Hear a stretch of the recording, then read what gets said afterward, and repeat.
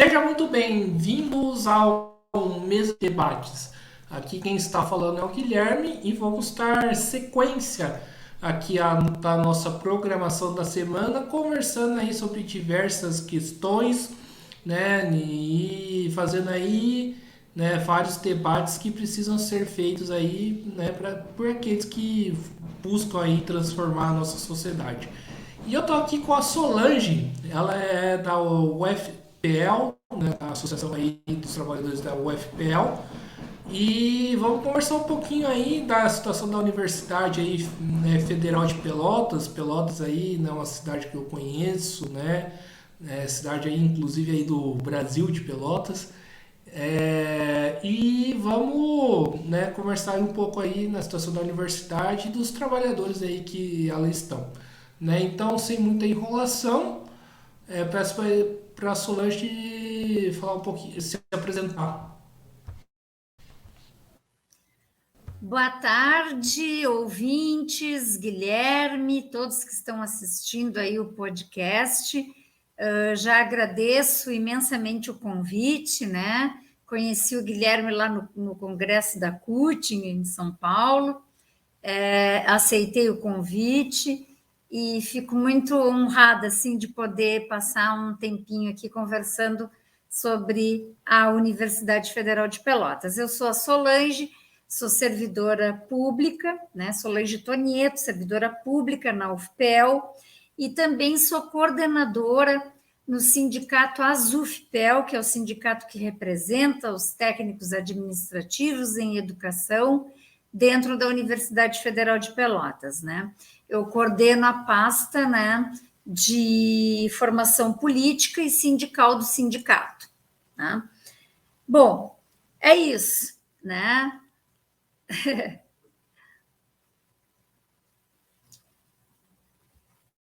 Maravilha, a primeira pergunta, né? Como eu falei, eu conheço bastante Pelotas aí, muito por conta da minha irmã, que é da UFPL. E nesse último período, ao que me parece, a UFPL passou aí por uma crise bastante complicada, né? Conta aí pra gente como que foi essa crise, né? E que situação tá agora a universidade? Melhorou a situação econômica dela ou tá a mesma coisa? Como que tá as coisas por aí? Então, Guilherme, a gente, quando vai falar de universidade, né, a gente sabe que tem as universidades, elas são compostas por três pilares ou três categorias, né? Que são os alunos, os discentes, os técnicos administrativos em educação, que é a categoria a qual pertenço, e também o dos professores, né? Os docentes, né? Então, quando essas três categorias estão bem, a gente pode dizer que a universidade também anda bem, né? Mas, infelizmente, nós tivemos aí, né? A nossa história conta, foram 2 anos, na verdade foram 6, né? 6 anos, 2 anos do governo Temer e mais 4 do governo Bolsonaro, né? Que agravou a crise dentro das universidades, né? Pela falta de recursos, né, de investimentos, a retirada também de direitos, né, dos técnicos, dos servidores. Então, houve, né, um agravamento, né, dessa crise durante esses anos. Aí, agora, em 2022, nós, então, elegemos um governo, né, democrático, né, onde a gente consegue sentar numa mesa de negociações e conversar sobre os problemas que a universidade enfrenta, né? Então, é um governo que já recebe, que negocia, que conversa, né? E que está tentando, né? Reconstruir, né? Por isso se diz que é um governo de união e de reconstrução. Mas mesmo assim, né, a gente sabe que temos problemas, né, e que esses problemas não se resolvem de uma hora para outra, né? Então, quando a gente fala, por exemplo, com relação aos estudantes, né, nós temos aqui o Diretório Central de Estudantes, que é o DCE, né, na Universidade Federal de Pelotas, né. O DCE, há pouco tempo, lançou uma nota de repúdio, né? Por quê? Porque teve uma pessoa, né, um senhor, um diretor, né, do Sindicato dos Médicos do Rio Grande do Sul, que deu uma entrevista para o jornal Diário Popular, que é um jornal aqui de Pelotas, onde ele foi muito infeliz e muito racista nas suas colocações, quando ele disse que pessoas do campo, por exemplo, e indígenas, seriam desqualificados para estudar, por exemplo, o curso de medicina dentro da universidade, né? Associando o ingresso, então, desses estudantes a uma possível desqualificação de curso. Então, vejam que são problemas que tem dentro da universidade que a gente tem que debater, né? A questão do racismo, né? A questão da discriminação contra os pobres, né? E aí o DCE se posicionou, né? E fez uma nota de repúdio, né? A UFPEL, até o momento, ele formou 139 estudantes em turmas especiais do Pronera, né? Que é um programa que tem para esses estudantes do campo e para os indígenas, né? Então, quando a gente vê isso, né? Isso é uma política pública que é conquistada, e conquistada pelos povos do campo, né? É uma forma de democratizar o acesso à educação em um país que já sofre com muitas desigualdades, né? Então, o DCE sempre apoiou o Programa Nacional esse de Educação na Reforma Agrária, né? E todos os movimentos sociais que também lutam e que buscam essa abertura, né, de turmas especiais na medicina veterinária, na medicina humana, né, para os assentados, ou seja, lutam por uma universidade popular. Então, Guilherme, as lutas, elas são diárias e constantes, né? Todos os dias a gente está ali enfrentando essas discriminações e esses racismos, né? Também com relação aos estudantes, eu vou falar de cada categoria, mas ainda falando dos estudantes, porque tem muitas coisas a serem resolvidas dentro da Universidade Federal de Pelotas com relação a essa categoria, né? Os estudantes, o DCE fez uma pesquisa de satisfação para ver se os estudantes estavam contentes com o RU, o restaurante universitário da nossa universidade, né? Porque, no mínimo, a pessoa que está ali estudando, ela tem que se alimentar bem, e o alimento tem que ser de qualidade, né? Tem que ter qualidade na comida que é servida para esses estudantes, né? E os RUs, eles são um ponto central dessa permanência estudantil para a maior parte da comunidade acadêmica, né? Então, se fez uma pesquisa para poder mapear, né, os principais problemas que são apresentados, né, através dessa insatisfação crescente que a gente observou, que os estudantes estavam insatisfeitos, né, com o RU. E nessa pesquisa se observou que 66,47% dos estudantes eles sentem diferença na qualidade da comida durante o período de avaliação do RU em relação ao restante do semestre. Ou seja, quando tu está avaliando o RU, a comida é muito boa, é beleza. Mas o restante do semestre, a comida piora significativamente. Em média, 55,5% dos estudantes que responderam consomem proteína vegetariana, são vegetarianos.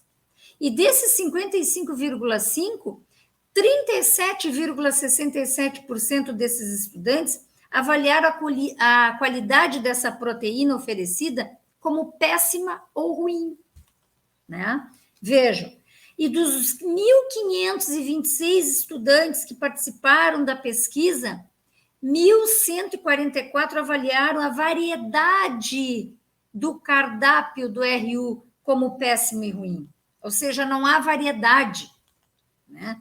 Em relação à quantidade de proteína permitida, 76,02% dos estudantes acreditam que essa proteína ela é insuficiente. Então, se tem muitos dados, né? Muitos dados, né, com relação à qualidade da comida. E ainda fizeram um ranking da qualidade da comida, coloque número 1 para péssimo e 5 para excelente. 49,3% dos estudantes avaliaram a qualidade da comida como péssima, ou seja, só 19,82% que a avaliaram como excelente, né? Então, a alimentação de qualidade, Guilherme, ela não é direito, ela é dever, e dever da universidade com os seus estudantes, né? Com relação ao transporte, também os alunos reclamam.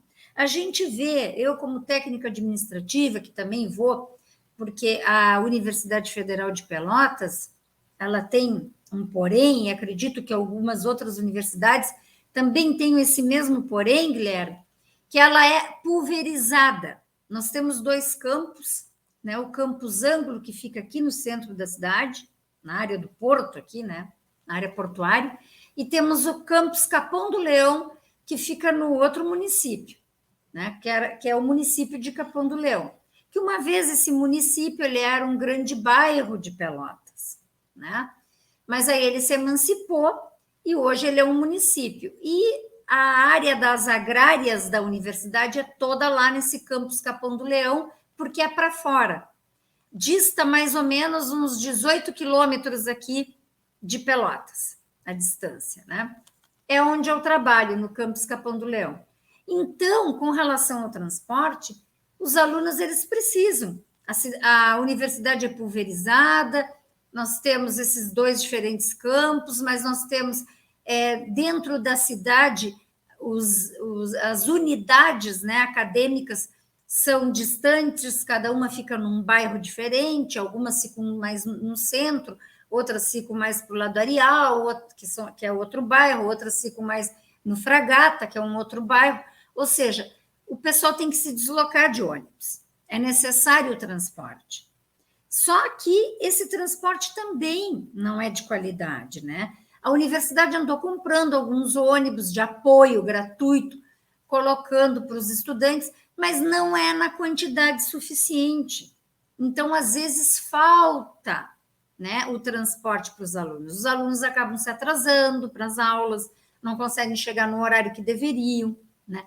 Lá para o campus Capão tem a linha Santa Silvana, que aí é uma linha paga, né, que os alunos têm que pagar, enfim, mas também a gente fica à mercê de uma única linha, né? E aí essas linhas de ônibus, eles colocam a hora que eles querem, os ônibus, nem sempre tem todos os horários, e às vezes os alunos têm que ficar 1 hora esperando o ônibus ou mais. Então, são questões, né, que a gente sabe que falta investimento federal para as universidades. A verdade é essa. Falta recurso. E falta também por parte das reitorias, e acho que isso não acontece só dentro da nossa universidade aqui, mas também de outras universidades, de ser mais, dependendo da reitoria, de ser mais atuante, de agir, de ir em busca, de ir ao governo federal, de exigir, né, os direitos, esses direitos que são importantíssimos para os alunos, né, para todos, né, funcionários, alunos, enfim. Às vezes as reitorias, Guilherme, elas são submissas, elas não agem, elas se calam diante dos fatos. Então, falta esse apoio, que é extremamente importante, né? Bom, acho que dos alunos eu tinha isso para falar, né? Assim que me salta aos olhos, né? Que a gente vê no dia a dia, né? Claro que existem outras questões também, né? Tem transfobia que acontece dentro da universidade e às vezes tu vai nos banheiros e tu vê aquelas frases horrorosas, né? de pessoas que são transfóbicas e outros tipos mais, né, de discriminações que cometem e que a gestão ela tinha que estar mais ali em cima disso, controlando e atuando e fazendo campanhas, né, para a gente mudar essa realidade, né?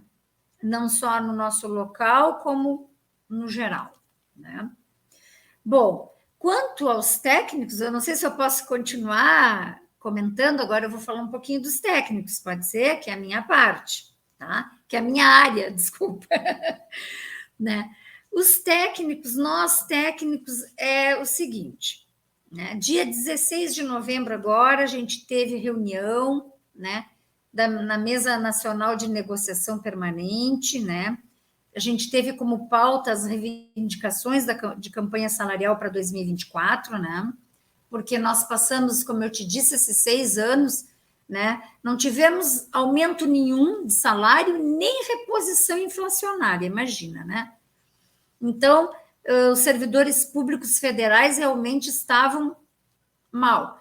E aí, com a troca de governo para o governo Lula, né, a gente conseguiu uma reposição ali de 9% ali em março, né, e mais R$ 200 a mais no nosso salário alimentação, né, o que deu um pouquinho mais de fôlego, né, para os servidores. Mas isso ainda não é o suficiente, né, Guilherme, para a gente repor todas as perdas que a gente teve, que é quase isso.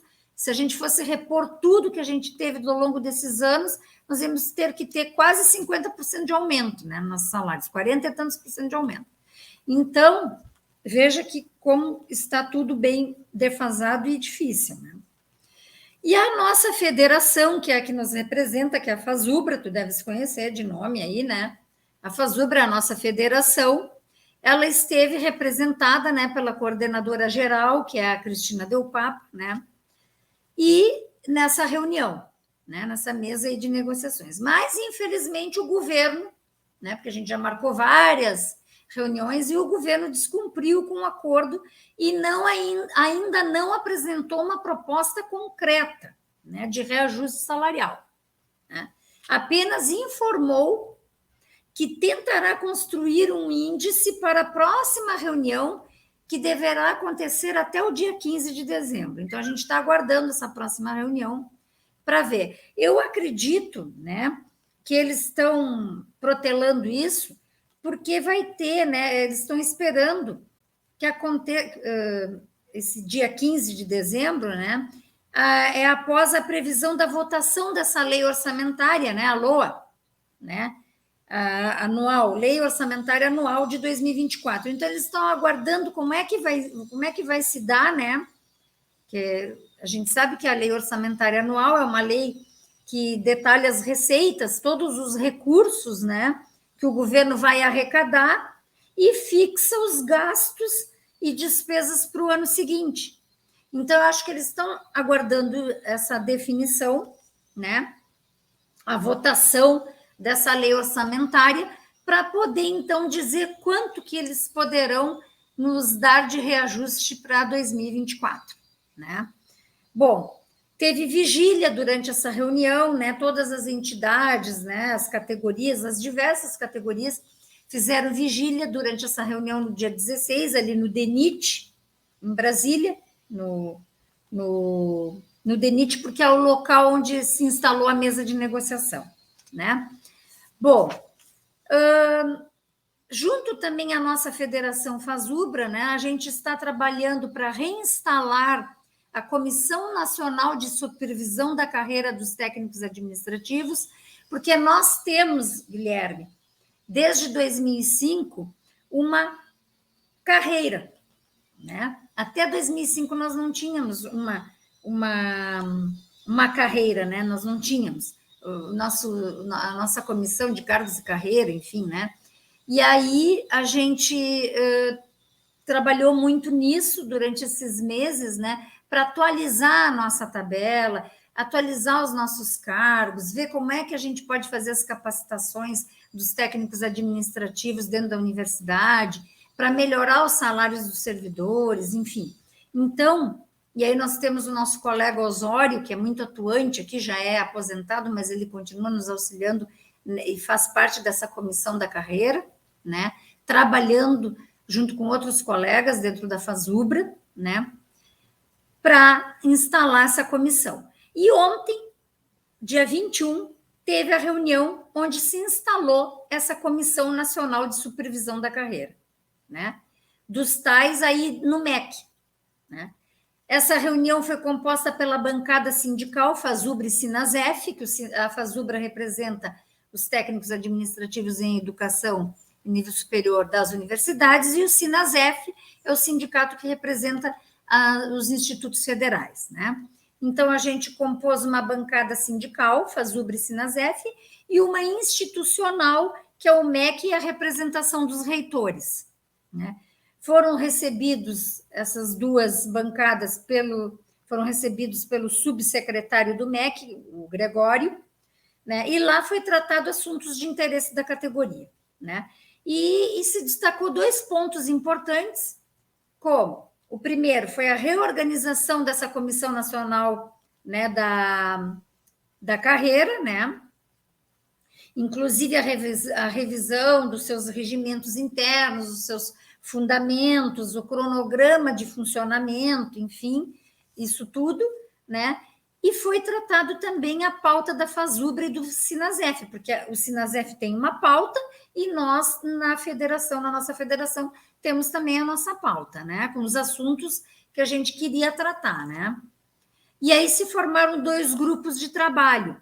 Um, para fazer a revisão dos fazeres dos técnicos e reorganizar os cargos, e também implementar a RSC, e a comissão de consolidação da proposta do movimento sindical dos técnicos no que trata do aprimoramento da carreira.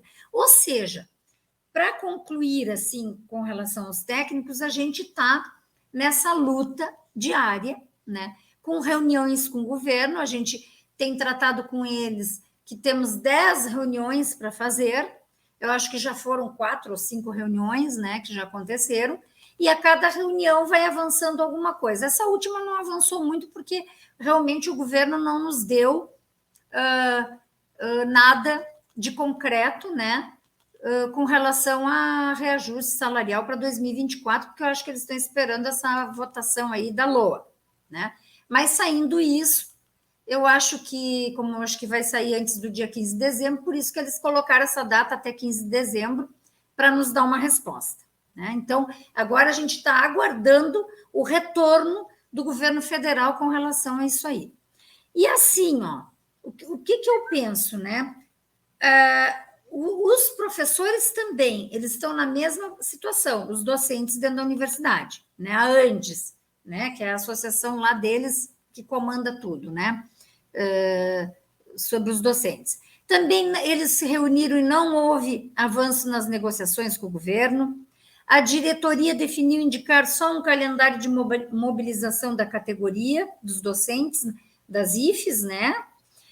Terão atividades previstas do dia 27 de novembro até o 16 de dezembro, onde vai se fazer trabalhos, né, para reforçar trabalhos nesse período, né? O ANDES, Sindicato Nacional, vai convocar a Comissão Nacional de Mobilização também, mesma coisa que nós, técnicos administrativos, né? Cada um nas suas categorias, fazendo as lutas, se mobilizando, indo para as ruas. Nós aqui no dia 8 de novembro, a gente já fez uma mobilização, onde a gente chamou as 3 categorias aqui da nossa Universidade Federal de Pelotas, trancamos a entrada da reitoria, lá não deixamos ninguém entrar de carro, só podia a pé, né? E fizemos a mobilização das 3 categorias, tanto do ADUFPEL, que é a Associação dos Docentes, a ASUFPEL, que é a nossa, dos técnicos, e o DCE, dos estudantes, né? Para quê? Mobilizando para isso, perguntando, e agora, governo, como é que é? Vai ficar só nas promessas? Né? Tem muita coisa para arrumar dentro das universidades, né? Inclusive essas PECs, esses revogaços, que muita coisa podia ser revogada e não foi, e que prejudica a universidade, né, prejudica as categorias, né? Então, o governo está nessa questão aí que não sinaliza só para ninguém ainda a recomposição salarial, né? E é isso, e ainda ameaça, né, com a efetivação de uma contra-reforma administrativa, que é essa PEC 32 de 2020, ou seja, ainda é uma PEC lá feita pelo Paulo Guedes do governo Bolsonaro, que realmente destrói com os serviços públicos. Então, Guilherme, é difícil, é bem difícil, né? Mas a gente sabe que não se recupera um país sem que a gente passe pela valorização dos serviços públicos e pelos seus servidores, que somos todos nós, né? Os técnicos, os docentes. E, claro, quando a gente tem uma universidade de qualidade, quem ganha é o aluno, o discente que está ali, né? Enfim, e ganha toda a sociedade e a população. Acho que era isso por agora. Vou deixar tu falar um pouquinho, Guilherme.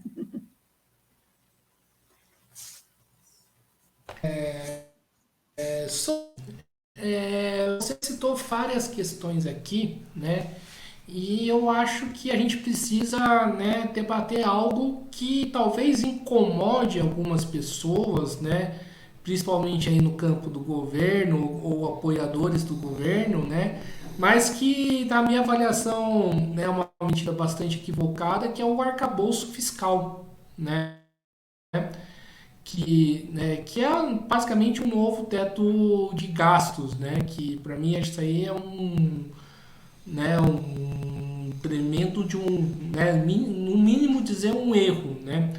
Eu gostaria de saber, né, como que você vê esse arcabouço fiscal, né? E de que forma que isso, né, acentua, né, esses problemas aí.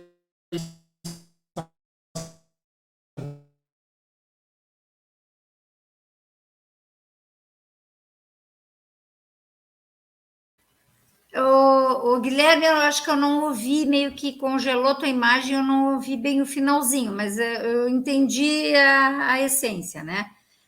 A questão do arcabouço fiscal, a gente sabe que ele é um mecanismo, né, de controle de endividamento, né, que substituiu aquele teto de gastos, né, e que substituiu por um regime fiscal sustentável focado no quê? No equilíbrio das contas públicas, né? No equilíbrio entre o que o governo arrecada e o que ele vai gastar, as despesas que ele vai ter. Mas, claro que ele deixou algumas coisas importantes de fora do arcabouço. Eu achei que ele ia deixar a educação, mas ele não deixou, né? A saúde, que são, né, áreas importantes, né, da vida da população, né? Mas deixou só o Fundeb, que é aquele fundo de desenvolvimento da educação básica, né? E mais o fundo de constituição do Distrito Federal, uma coisa assim, né? Que ele deixou fora. O resto, ele colocou tudo ali, né? Para tentar equilibrar essa arrecadação aí, despesas, né? Eu vejo que o arcabouço fiscal ele tem só uma única finalidade, é para não aumentar a dívida pública, né? Mas a gente, quando fala em dívida pública, a gente bota um ponto de interrogação, né? Porque há muitas pessoas aí, tem cientistas, eu não sou economista, não entendo nada disso, viu, Guilherme? Então, se eu disser alguma bobagem, me perdoe. Mas eu já assisti algumas lives, assim, de alguns economistas, e uma delas é a Fatorelli, né, que fala muito sobre a dívida pública, e eles batem muito em cima disso, né? Que não existe, na verdade, em verdade, essa dívida pública, né? Se fala muito isso por questões dos bancos, né, dos banqueiros, enfim, estão sempre por trás de todas essas questões econômicas aí do nosso país. E aí o arcabouço ele vem muito nesse sentido de não aumentar a dívida pública, né? Mas até onde, né? Eu acho assim, né, que educação, saúde, não é gasto. E o próprio Lula já falou muitas vezes disso, né? É investimento, né? Tu investir em educação, saúde, né? E tantas outras áreas no nosso país, né? Uma alimentação saudável, enfim, né? Isso não são gastos, né? Mas os economistas estão sempre, né, fazendo esse jogo e colocam essa questão aí do arcabouço, que acaba nos prejudicando enquanto população, né? Porque aí a gente não sabe o quanto de investimento vai se ter na saúde, na educação, então fica essa coisa muito vaga, né? E sempre com a desculpa de não aumentar a dívida pública. Eu não posso me estender muito mais também nisso, porque eu não sou uma economista, assim, que entenda a fundo e que possa aqui, né, colocar as coisas com mais propriedade, assim. Mas é o meu entendimento geral, assim, sabe, Guilherme?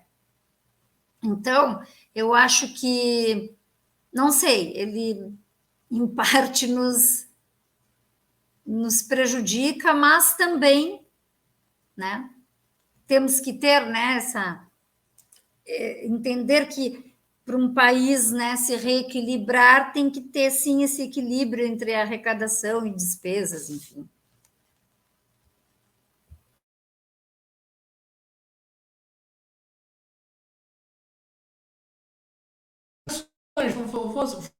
Vou fazer uma pergunta muito, né, do que penso, né? Mas não poderia ter uma medida, por exemplo, em vez do arcabouço de taxação das grandes fortunas?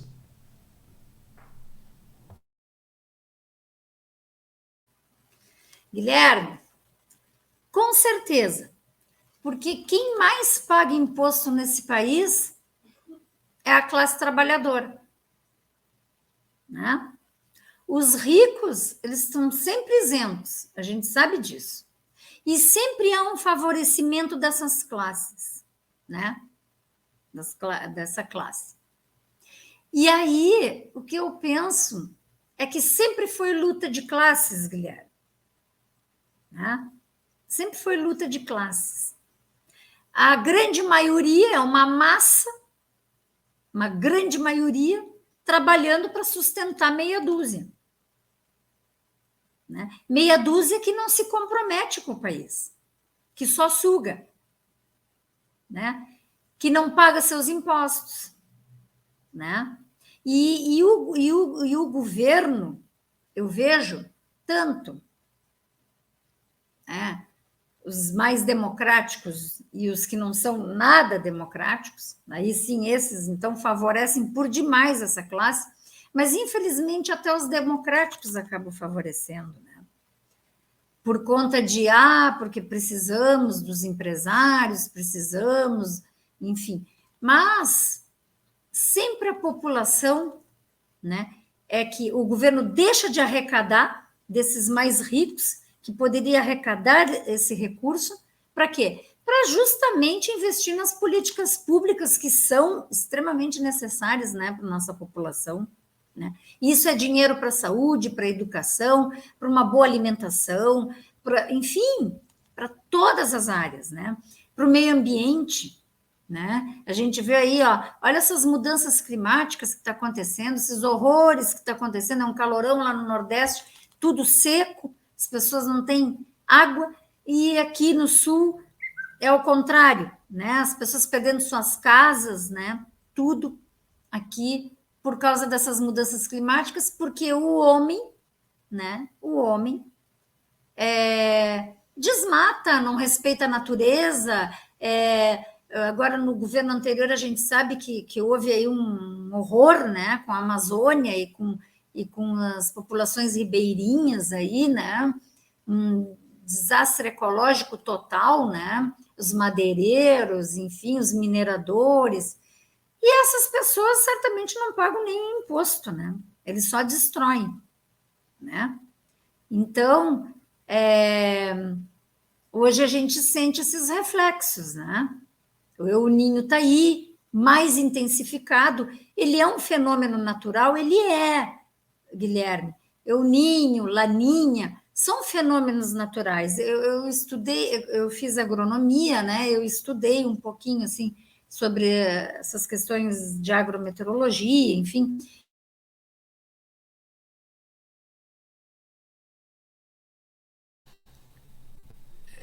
Solange, eu peço para que você ligue o microfone.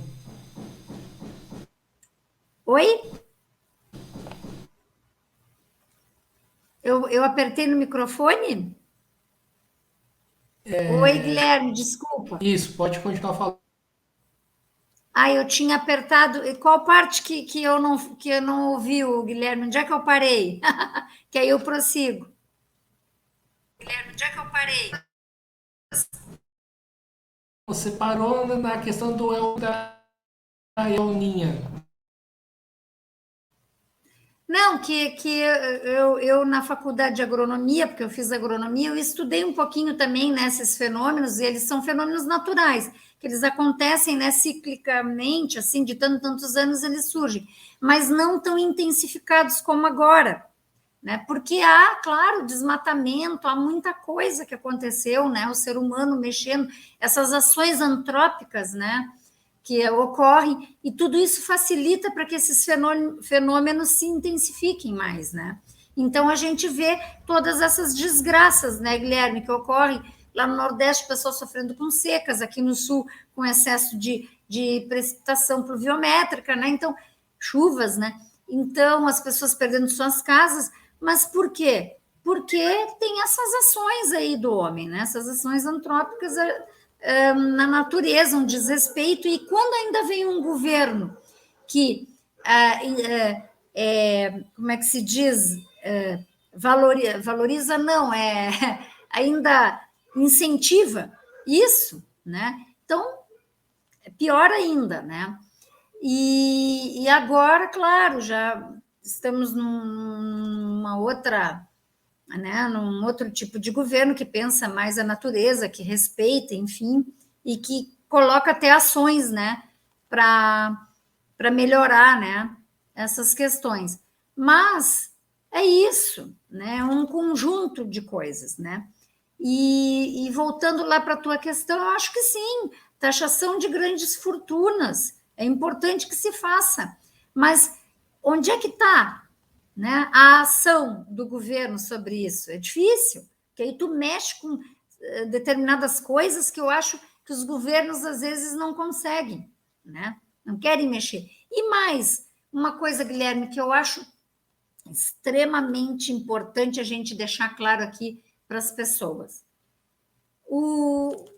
Não adianta só a gente ganhar uma eleição e colocar um presidente, né? Com sua plataforma ali de governo, tudo. Guilherme, a gente tem que, essencialmente, nós, enquanto população, aprendermos a votar, né? Quando a gente coloca um presidente democrático, nós temos que alinhar a isso um Congresso que também seja democrático. Então, as nossas escolhas, aqui em Pelotas, para a Câmara de Vereadores, para a Prefeitura, no nosso estado aqui do Rio Grande do Sul, escolher os nossos deputados, senadores que vão nos representar, né? Tanto os estaduais que nos representam aqui na Assembleia Legislativa do Rio Grande do Sul, quanto o governador do Rio Grande do Sul, quanto os deputados federais e senadores que vão nos representar aí no Congresso Nacional, eles têm que estar alinhados. Não adianta a gente ter um governo que é democrático, o governo Lula, e aí tem um Congresso Nacional altamente de extrema direita e direita, enfim, sabe, que não é afinado, que vai lá, vai votar sempre contra, e aquela briga, aquela coisa. Então, nós, enquanto população, nós temos que aprender a votar, né? É importante nós votarmos bem, né?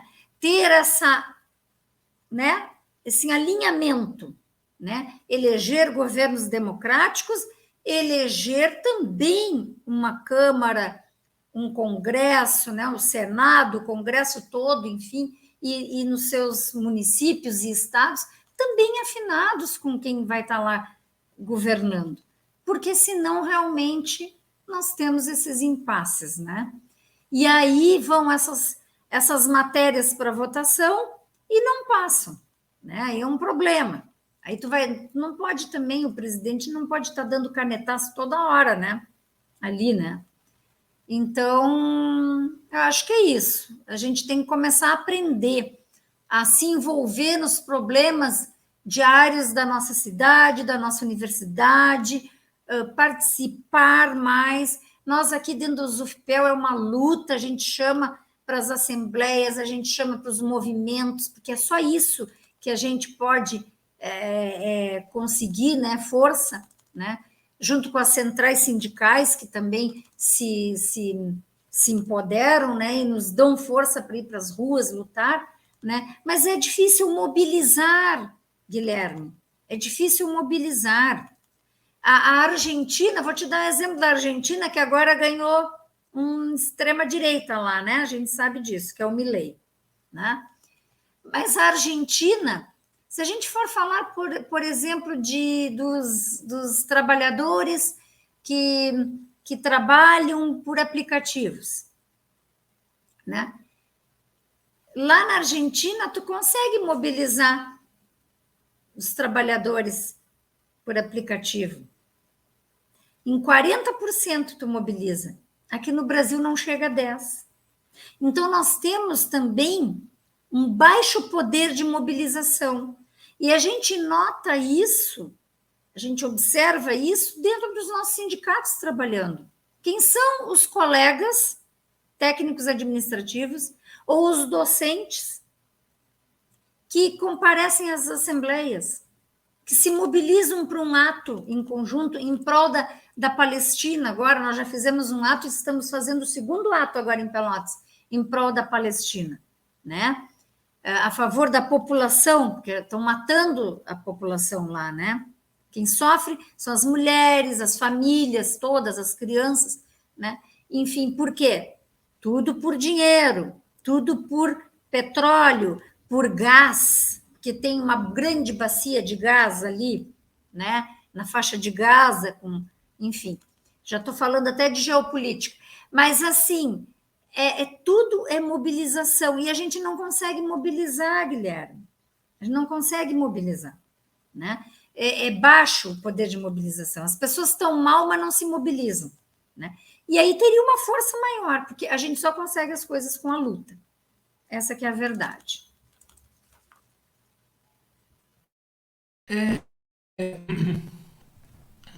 Você tocou numa questão, né, que eu acompanho bastante, né, que é a política da Argentina, né, que infelizmente elegeu, né, é, e a pergunta que eu faço é o seguinte: na Argentina, né, existe uma frente que é a frente de esquerda e dos trabalhadores, uma frente aí que organiza lutas, tem até deputados, né, vereadores, né, senadores. Não está faltando isso no Brasil, na sua opinião? Desculpa, Guilherme, meio que cortou ali, eu não ouvi bem toda a tua pergunta, mas eu acho que eu mais ou menos entendi. Se está faltando no Brasil, uma parte ali eu não entendi bem o que você falou. Uma frente que seja ou uma frente que seja de esquerda, não a frente ampla do governo, mas uma frente que seja de esquerda, como que existe na Argentina capaz de organizar essas lutas. No Brasil. Pois é. Aí tem as questões dos partidos, né? Os nossos partidos políticos, né? Nós aqui ainda não formamos, né? Uma frente assim.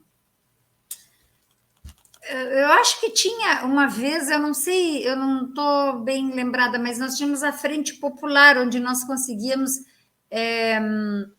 juntar vários partidos de esquerda, né? Mas aí entra sempre, né, os interesses e a tal da governabilidade dentro do nosso país. Aí tu tem que fazer aqui, veja agora, né, com o Lula, né? Ele teve que fazer algumas, né? alguns mexes, né? Então tá ali, tá o Alckmin, né, de vice, né, do PSDB, teve que trazer certos outros partidos para ministérios. Então é complicado, até porque se tu coloca só a esquerda mesmo, pura, PSOL, PT, enfim, né, ali não vai ter a força, né, para ganhar uma eleição, acredito, né? Eu não sou especialista política, não sou especialista política assim, mas eu acho que se formasse mesmo uma frente mais de esquerda ali, mas tinha que ser forte, né? Eu acho que teríamos essa possibilidade, assim. Mas isso tem que ser construído e não é da noite para o dia, né? As coisas são sempre construídas aos poucos, no dia a dia, é um processo, leva tempo, e acredito que é por aí. Lá na Argentina tinha o Massa, claro, e tinha, mas ele era o ministro da Economia, se não me engano, ou da Fazenda, né? Acho que era da Economia.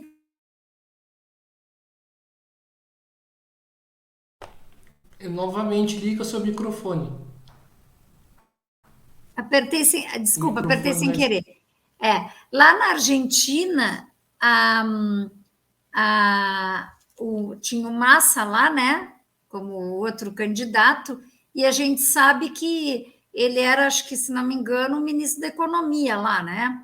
E aí a inflação estava 140%, enfim, a moeda deles muito desvalorizada, ou seja, uma crise, né?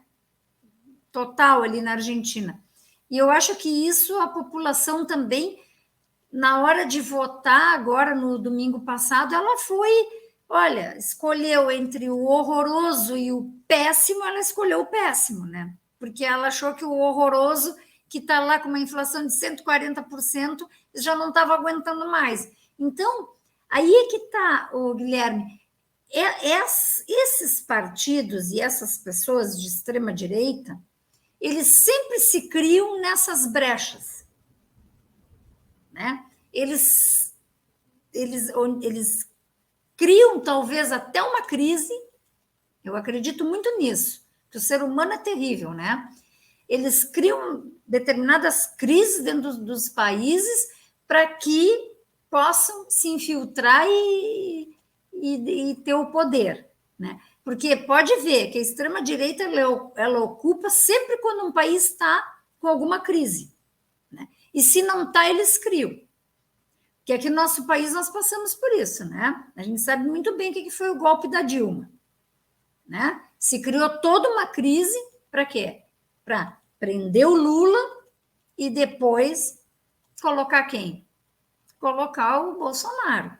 E foi, e passou. Acho que na Argentina é a mesma coisa, entende? Eles vão ter que passar por o que nós passamos. Eu fiquei muito assim triste porque a gente passou, né? E a gente sabe que foi terrível, foram terríveis esses anos, né, Guilherme, para nós todos aqui dentro do nosso país. Eu acho que não vai ser diferente para eles agora, com esse Milei, que é um doido, né? Já querendo privatizar tudo. Olha a primeira viagem que ele fez, foi para onde? Sabe para onde ele foi, né? Foi para os Estados Unidos. O bonitinho, a primeira viagem dele é aos Estados Unidos. É sempre assim. Então, eu acredito que não adianta, o Guilherme, é luta e luta. Todos os dias. E agora acho que a Argentina vai ter que lutar muito. E nós, embora estejamos num governo democrático, que é o governo Lula, que já nos recebe, que nos ouve, que nos respeita, né? Nós ainda vamos ter muito que lutar. Imagina quando se tem esses outros governos aí que não dão a mínima atenção, né, para a população. São batalhas, mas que temos que enfrentá-las.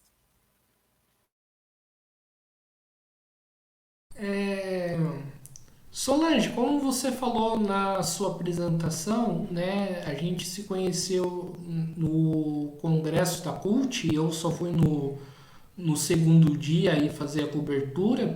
E eu queria saber de você, né, qual que é o balanço, né, já que o congresso terminou, que você tem, né, do congresso, atendeu suas expectativas, conseguiu debater o problema das universidades, como que foi a discussão em relação ao arcabouço fiscal dentro do congresso, né, sendo que a gente sabe que existe bastante divergência em relação a esse tema. Eu gostaria aí de saber de você como que o balanço que você tem aí do Congresso. Bom, quanto ao congresso da CUT, foi em verdade, o meu primeiro congresso, viu, da CUT. Né? Eu fui no Secult, que teve aqui, que são os dos estados, né? Então, eu fui no Secult do Rio Grande do Sul, eu e meu colega Carlos Antônio Amaro Brum, que também participa da coordenação do Sindicato Azufpel, fomos os dois, e também fomos os dois para o congresso da CUT. Bom, o balanço foi o seguinte: lá se fez toda uma discussão, né, da, de arcabouço, se falou também na geopolítica, né? O Boulos foi, a Heloísa Erundina foi, o Suplicy, várias pessoas, né? Inclusive a ministra do Trabalho, né? A Aparecida, também estava lá. Tiveram palestras muito interessantes e todos discutiram, né? O Rui Costa também estava lá, o senador, enfim, vários parlamentares, e todos, né, colocaram, né, fizeram as suas colocações, né, com relação à conjuntura política, né, do Brasil e também do internacional, né? Se falou das guerras, se falou da Argentina, se falou dos países aqui, né, sul-americanos, enfim. Mas nada destoa muito do que a gente está sempre comentando aí, né? Quanto ao arcabouço, todo mundo fica muito assim, né? Que algumas coisas ficaram de fora e outras não, né? A gente não sabe bem como é que isso vai funcionar, né? Lá, só esperando para ver, né? E a gente discutiu muitas coisas, né? A questão da CUT querer fazer uma legislação, vai lutar, né, para que tenha uma legislação, não é a CUT que vai fazer, óbvio, né? Isso aí é dentro do Congresso Nacional, né? Mas que tenha uma legislação para esses trabalhadores, né, de aplicativos, que eles não têm direito a nada, né? E eles têm que estar inclusos, porque eles são trabalhadores e trabalham uma jornada enorme de horas e ganham muito pouco, fica muito lucro para os aplicativos, né? E não para os trabalhadores. Então, ter esses direitos garantidos através de legislação, eles já estão se organizando em sindicatos, isso foi bem interessante, achei muito interessante isso, que foi discutido dentro da CUT e encaminhado, né? E a CUT está encabeçando essa luta aí, né? Junto com os sindicatos. O bom é que eles já estão se organizando em sindicatos e se filiando à CUT, né? Que é uma coisa que a nossa FASUBRA, no último congresso da FASUBRA, e aí eu vou falar agora do federal, né? A FASUBRA, a gente tentou que a FASUBRA se refiliasse à CUT, porque ela já foi, saiu, enfim, e agora a gente queria. Por quê? Porque a gente tem mais força dentro de uma grande central sindical, que é a CUT, né? Tanto aqui na América Latina como no mundo, ela é a quinta no mundo, né? Então é uma central forte, né? E aí a gente queria que se refiliasse, mas não conseguimos nesse último congresso da FASUBRA fazer com que se refiliasse, e a gente continua, é uma das pautas lá da FASUBRA, a gente continuar lutando para se refiliar à CUT, porque quando a gente está, né, filiado a uma central, mais força a gente tem para fazer as nossas lutas, né? Mas é isso, assim, o congresso, no geral, foi muito bom, se discutiu sobre tudo, né? sobre as mulheres, esse trabalho invisível das mulheres, que foi tema de Enem, também da redação do Enem, foi muito falado, a ministra Aparecida comentou, né? Mulheres que têm 3, 4 jornadas e só ganham por uma jornada. Eu posso te dizer, Guilherme, eu sou uma mulher com várias jornadas, né? Porque eu trabalho na universidade, mas tudo bem, na universidade eu sou remunerada. Mas eu trabalho num sindicato, eu não sou remunerada por trabalhar num sindicato, estou fazendo a luta ali por todos, todas e todes, né? E vou para as reuniões da CUT, participo, né? Vou para os movimentos, porque a gente sabe que só consegue as coisas estando ali, se mobilizando e fazendo os movimentos. Tenho a minha casa para cuidar, meu filho, enfim, tenho marido, enfim, tudo.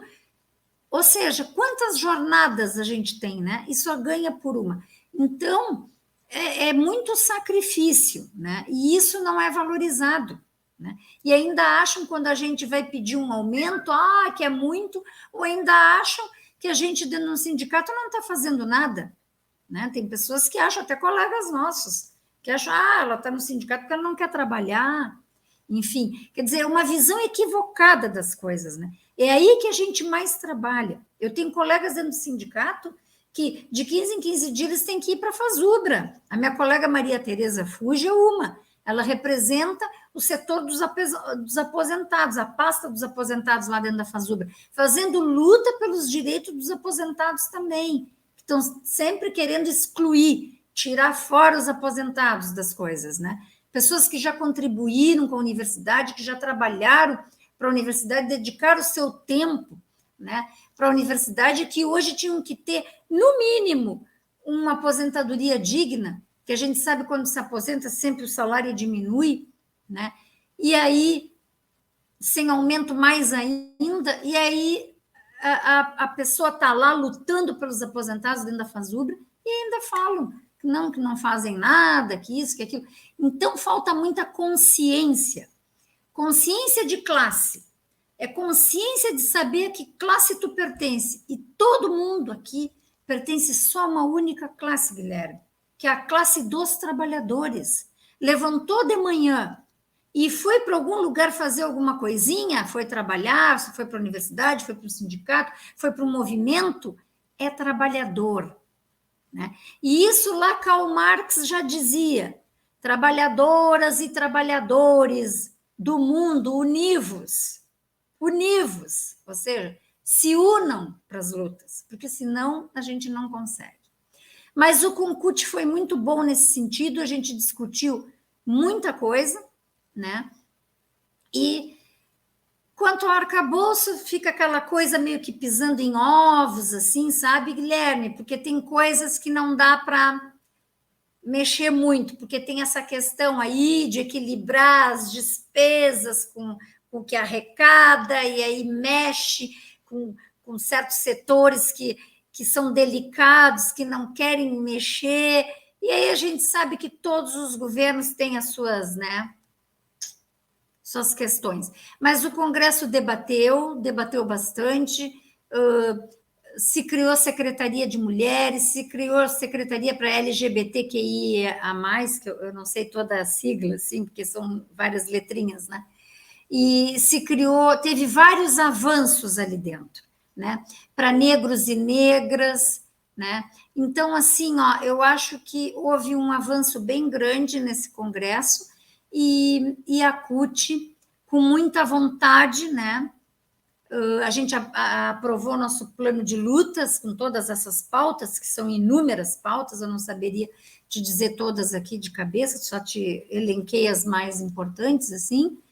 Aprovamos o nosso plano de lutas, né, para os próximos anos, e aprovamos também a nossa, né, elegemos a nova direção da CUT, né, que se empenhou em colocar esse plano de lutas em prática nos próximos anos. Foi valioso, valoroso o congresso, rico, tinha pessoas de 150 inscritos, né, delegados inscritos de outros países, né, internacionais. Então, tinha gente do Japão, da Rússia, de tudo que era lugar, né? Então foi muito bom mesmo, e mais de 2.000 e tantos inscritos aqui do Brasil.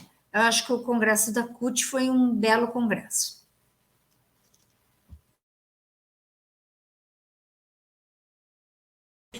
Então é isso aí, pessoal. Estamos encerrando mais uma entrevista do Mesa de Debates. Quero aqui agradecer a Solange pela participação. Gostei, né, da nossa conversa, né?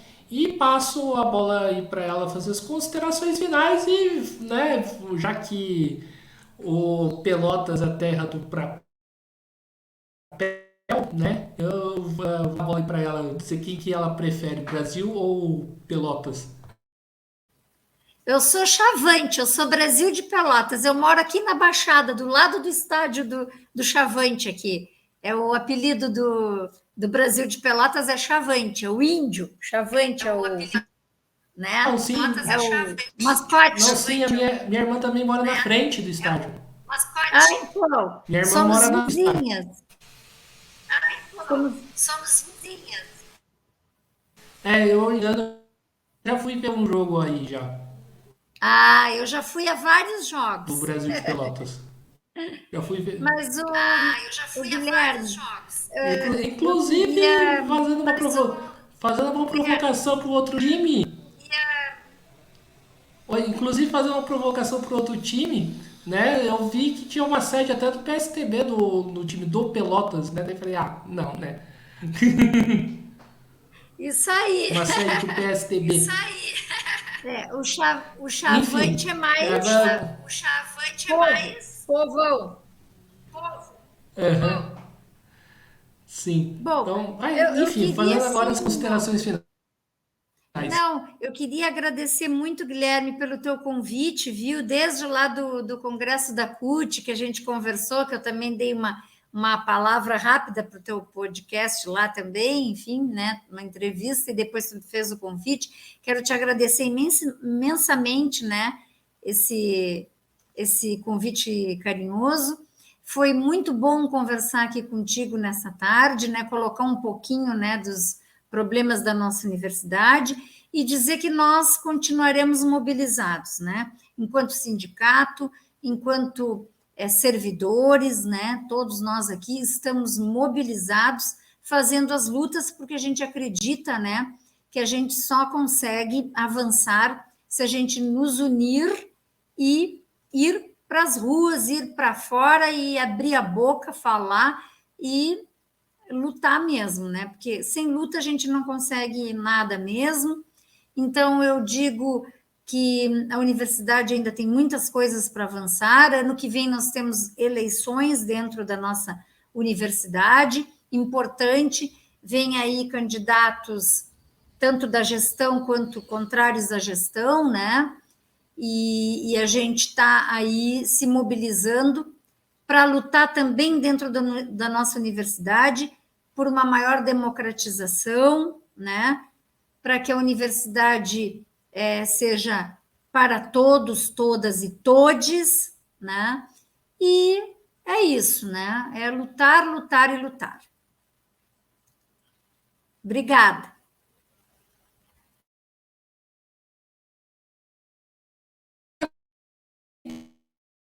Então, mais uma vez, a Solange, agradecendo a você que estiver nos acompanhando, e aí que se inscreva no canal podcast Mesa de Debates Título Um Pouco, compartilhe o nosso trabalho, né? Comente esta e outras, né? E outros vídeos, também, né? Curta e compartilhe, né? Os vídeos e também peço. Segue a gente nas redes sociais, Facebook, TikTok, Instagram. E quem colabora aqui com o nosso Pix, 385-007-02800 CPF. E também aí no nosso Padrim, www.padrim.com.br/podcast Mesa de Debates. Então é isso aí, pessoal, por hoje. É só.